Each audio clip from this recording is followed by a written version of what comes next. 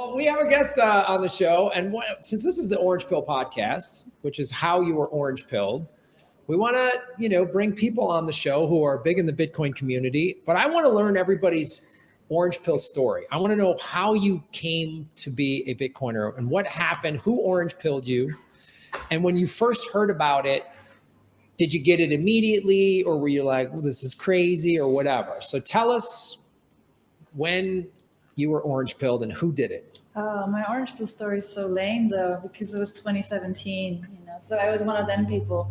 Like, you had all these ICOs happening, and it was a time that retail was like getting into Bitcoin, and I was at the time working in marketing, and I just got assigned to some project.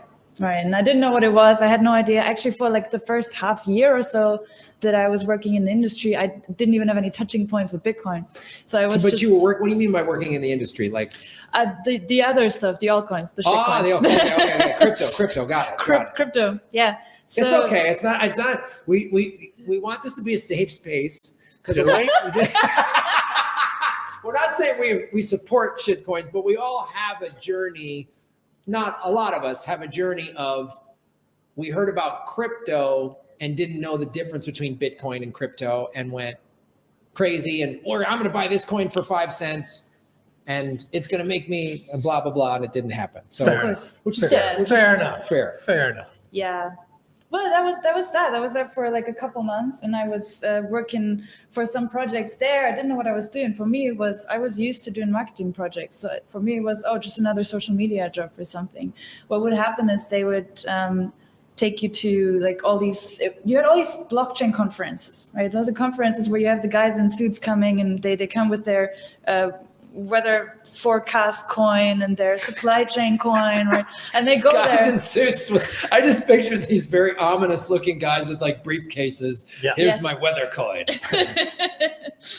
Yeah, they go there, they go to those conferences to find partners, right? And just to shill each other their coins. And I did that for some time, and the more I did it, the more I was at these events, the more I felt like, what am I doing, right? Mm-hmm. What's the purpose?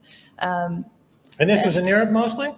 I was in Asia mostly. Asia? Actually, yeah. I was living in Asia at the time. Yeah. So you were working in Asia, living and working in Asia. Yeah, I've actually been traveling for 10 years. So I haven't. So I'm German, but I haven't lived in Germany for 10 years. Okay. So, yeah.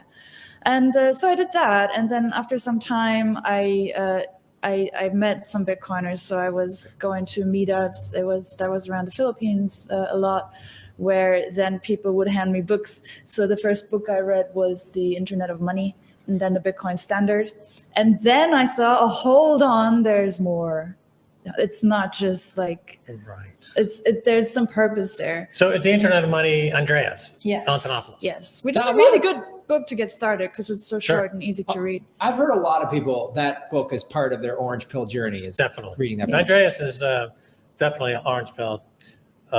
Lots of people. And when I go around the world traveling to these conferences myself, particularly in Latin America and Central America, you go to a meetup and you'll see the Pope and Andreas. Yeah. He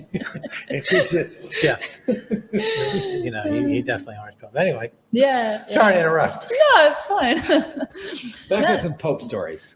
Yeah, but it was actually that book that made me, for the first time, think about inflation. So I remember that was the first time that I actually used my brain to make some connections with why there is a reason of being for Bitcoin.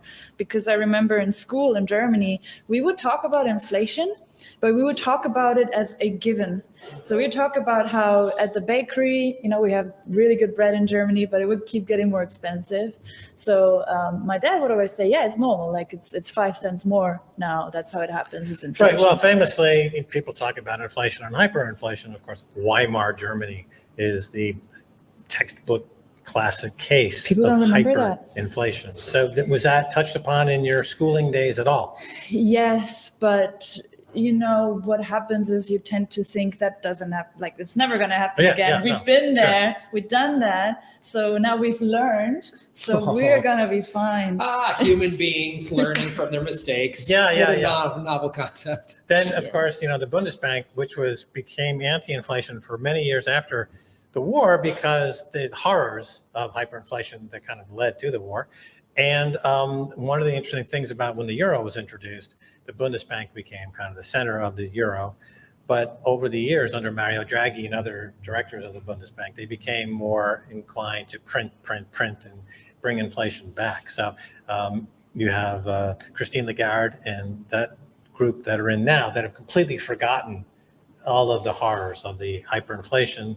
And that's a country that you would think would never want to go there. But just like every country in the world, they are once again experimenting with this idea of print until you drop. It's too tempting to have that button.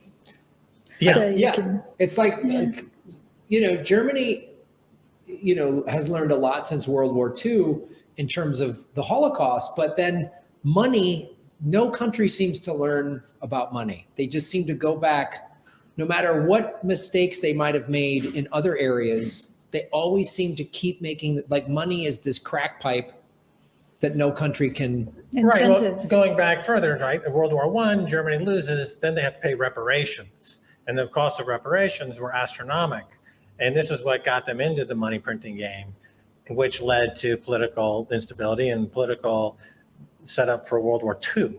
But again, it goes back to money, doesn't it? In post World War I.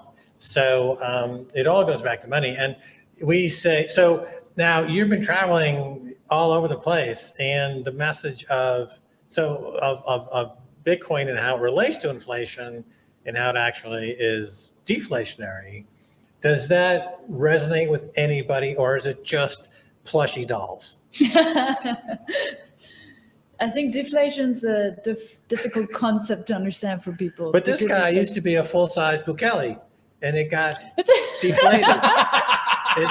This used to be 6 feet tall. And then he became Bukele size, 5'8". Just joking. Yeah, we're making and an now even he's smaller one. only 12 inches tall. Look at that. It's perfect But size for so the cuddling. inflation aspect, that's what resonated with you in finding Bitcoin. A lot of aspects resonated with me, but that was the first one that I connected with, because I realized that just because it was taught to us as being just another thing that you have in your life, it's whatever. Oh my just gosh. Because it was taught to us as just another thing that happens and that is like normal doesn't mean that you have to accept it as that. And it's a very I want to say German, but not just German thing to accept what is told to you by the authority the authorities or the powers that be. We are very, and this is probably like very likely to be our downfall. We're very trusting of these official sources of information. Even now, even though it's getting less, because people are realizing that there's a lot of manipulation, narratives, and lies going on. We're very trusting of the things that are taught to us. And that was one of them. So we thought, okay, inflation happens. I remember they had this graph where it's like, the economy goes like this. It's normal. So right now we're here, gonna go down here, gonna get better. Just get used to it. And then with... Right, well, Germany has almost like the original welfare state under Bismarck, I believe. And so the state is extremely well regarded in that sense, and they provide the welfare net, the safety net, and the institutions of the state are in high regard in Germany, and so people are not in the habit of rebelling against the state.